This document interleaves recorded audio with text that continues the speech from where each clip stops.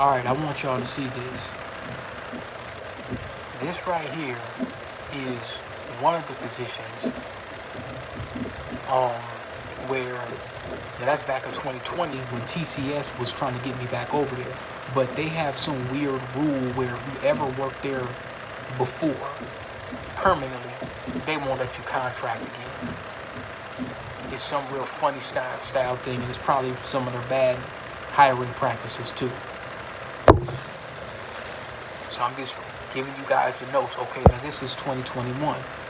This was a 100% remote position that I was trying to hook up one of my people with. This was 2021, so they wouldn't let me in again. All right, that's the background check. This is when I was working with them. This was the first time where I was getting the highest amount of pay. And this was with a company called United Software Group.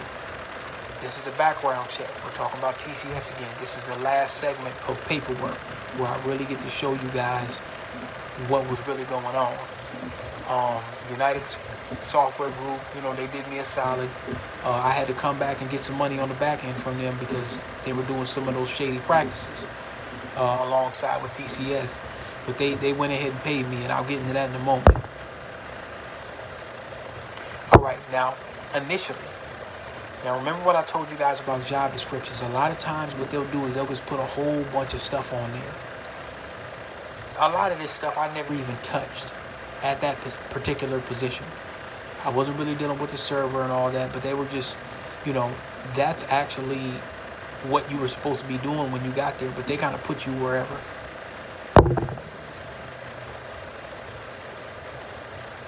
Now this right here, if you look at it, it says August 10th, 2015.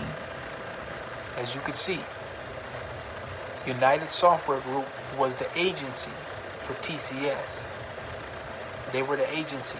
They were the people that would be considered my employer. TCS was the managed service company that had the client, which was Cargill. So at this time, I was doing 1099, and I was at 37, 1099. You know what I'm saying? But you had to, you got to take care of your own taxes and stuff like that. But that was one of the highest rates I was getting.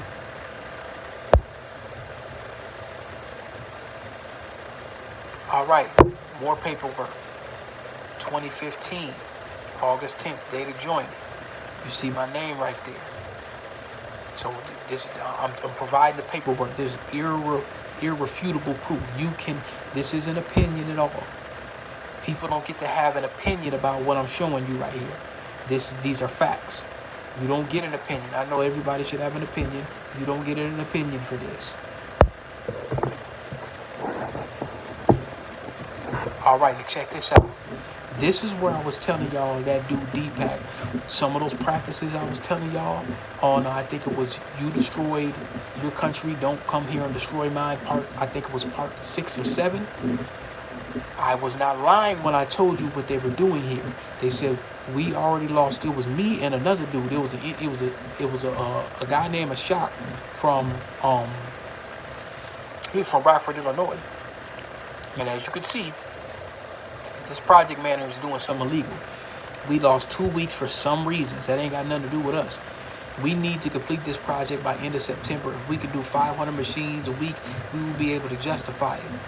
So the only way to justify keeping us on board, we lost billing for past 2 weeks. So I need your cooperation in achieving this goal. This is some of that H-1B visa crap that they were trying to pull.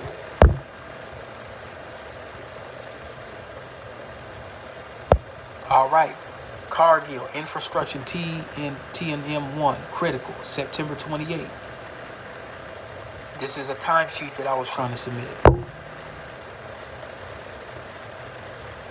This right here, I told y'all when I went out to Des Moines, it was almost like a sundown town. It was 60 to 70 miles away from Des Moines where I had to go, to help desegregate the WAN network for their pork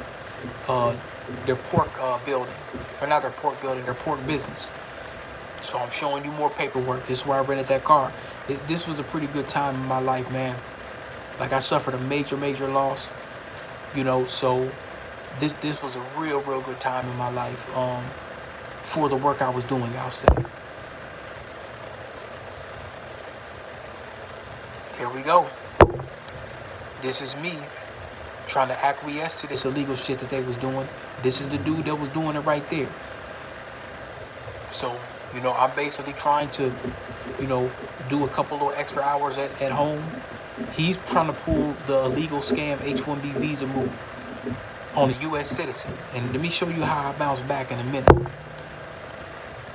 So these are the hours. I gave him 19 hours at one point in time. You see what I'm saying? Gave him 19 hours. So we're dwindling down to the hours, basically so-called free work that they're trying to make me do.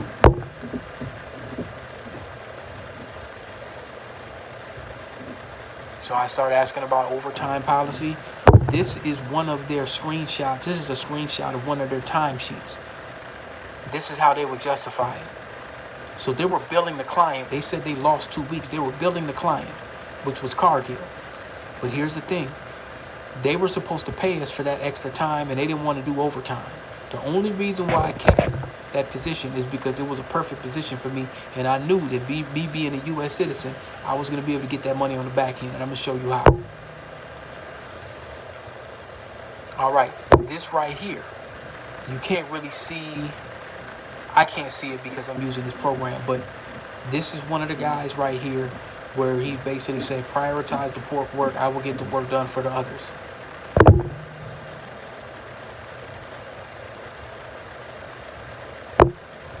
This is me talking about other apps because I was working on the Commvault project as well. I was really hired to be a part of the Commvault project. I was using Commvault migration tools. And here we go right here. That's December 7, 2015, towards the end of the contract. I was shorted some money and I demanded for it. That's one of the timesheets right there. That's them. That's the agency, United, that Ohio agency. They said they're going to take care of the money. This right here. Now this is the next year where I got hired at TCS, but it was a contract through Boston Scientific. So this time I was a permanent employee. So this is the third time that I had worked at TCS. Remember, it was 2014, 2015, 2016. So I got to see a lot of the stuff that they were doing there. More paperwork. Now I want to give y'all a little bit of background. I talk about on some of the old videos. This was the same year where I started learning Citrix. This was the same year because I wasn't at TCS long as a permanent. That was the dude where the dude was making the Fat Albert jokes and stuff like that, and I had to check him. Here's more paperwork. Now, if you go back, it said alumni failed. I think that was something else. I don't remember what that was. Let me see if I can go back. Okay, hold on. So this is basically saying you can't make an account active. It was some stuff I was trying to get some 401k. I don't know. I don't remember what it was. Now this right here, this is 2014. This is the first time that I went there. The first time, and I told you, they had me working as the business analyst, the person that was doing knowledge acquisition transfer. I should have kept that. I didn't keep it. I wanted to be on the help desk. I wanted to be so-called technical, being stupid. But I was there, working through the Fountain Group. That was my contract. So that was the first time I was there. They called it service desk, but we weren't doing service desk. I wanted to be on the help desk and service desk because I was too dumb to really understand what kind of position I had at the time.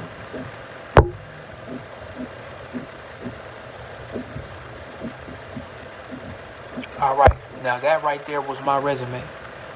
That was the stuff that I, dealt with. I was using SCCM. I was doing multi-travel, WAN cutover field support. That was a time that was a pretty good time. And I threw a little extra on there too. So, that was part of the job description. So, I threw it on there too.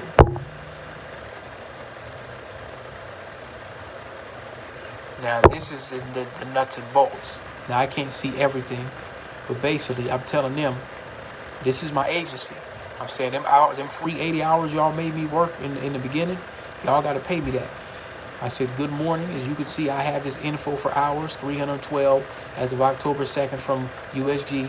And further below, TCS has not allowed me to collect the difference between 416 hours.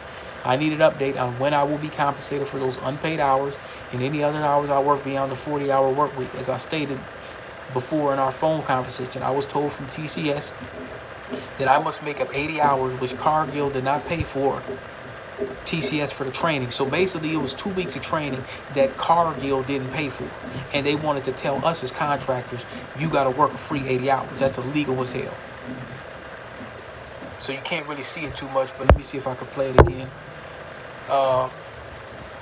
I'm not an employee of I said I'm an employee of USG, and I see that I signed an agreement to be paid for each hour I work. This agreement included that I do not go to TCS or Cargill for this issue, and that I must come to USG for payment. Under state and federal, I must be paid for any working hours, including training, under Minnesota Statutes 177.23 Subdivision 7. So I told them to rectify that. I told them they got to rectify that by state law. Federal law, you can't do that. Here's some more paperwork. I wish to have this issue rectified between myself and USG. I will keep track of any hours beyond October 2nd. Please review this info and confirm receipt. So look, those are the hours right there. That's the hours. They didn't, TCS was playing games. I told you I would provide paperwork. Here it is again. They had like 3 different timesheets. This right here is when I got hired on, and this job was considerably less. That's what they do right here. They give you a bullshit little $50,000-$60,000 for like service desk, and then they talking about a 3-month eligibility bonus. I mean, this was a real, and this was a support executive. So basically, you're supporting all kind of salespeople and executives and all that. And you see how cheap they were. That was a year later. I went ahead and took the job just to work. But I was making more as a contractor. And this is paperwork right here. More paperwork. I'm showing y'all I was there. I know. You don't get these. I can't make those W-2 up. More paperwork. This is more paperwork right here. When I was doing that little crappy help desk position at the beginning of 2024, I was showing that I worked at TCS 3 times. I went through so many background checks for that position. I should have knew it wasn't worth even dealing with, but I want the work. So I provided the paperwork.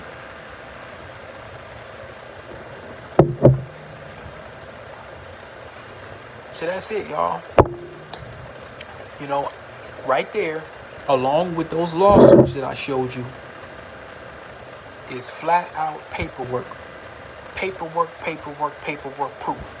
There's no opinions.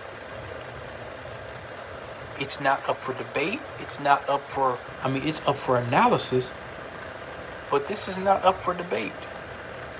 It's not up for any opinions about anything beyond what I showed you guys. Now, someone can have an opinion about what they think, hey, I don't think that was a good thing they did. Yes.